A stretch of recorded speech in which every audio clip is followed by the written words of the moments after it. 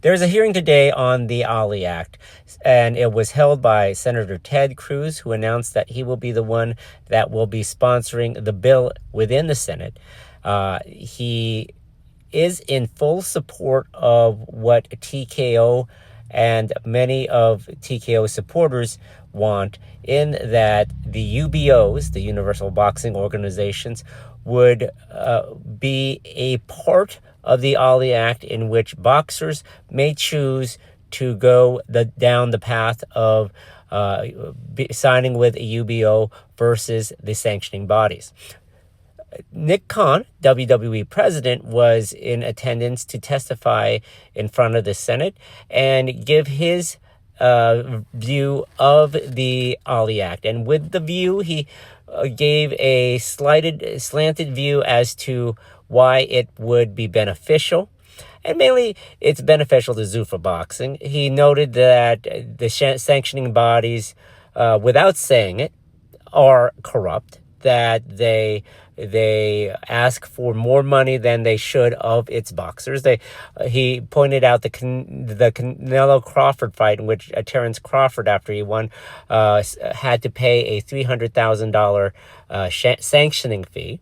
Also noted that the sanctioning body had requested seats and a suite to the Canelo Crawford fight. And he also claimed that the use of the UBOs would distinguish and identify true boxers within boxing classes. Now, as we know, that is incorrect and not true.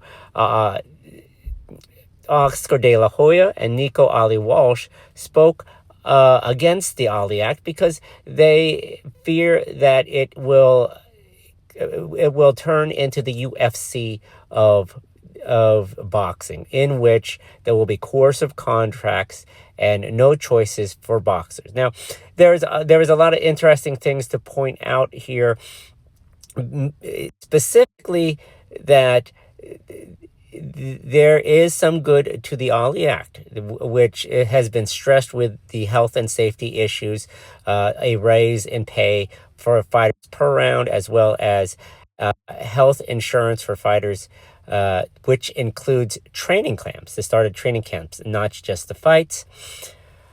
But as we have discussed previously, this impacts the smaller regional promotions, the club fighters, the club promoters, and those are areas which don't really get a say in this, and actually are the grassroots programs, the grassroots places where fighters start out. It's not always just Olympics and go. It's some of these smaller promotions, these club fights, and they work their way up. Now, the issue becomes, what are we going to hear first, and what appeals to the politicians that will be the ones voting on the bill. And the concern, as Nico Ali Walsh and Oscar De La Hoya points out in the hearings today, is that actually it's the course of contracts, the lack of bargaining power for the fighters.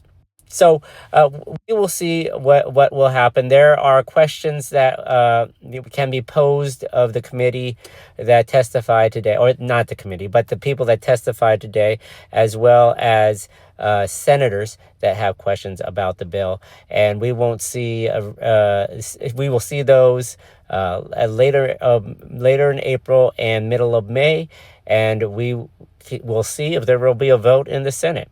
As for now, Jason Cruz, MMA Payout.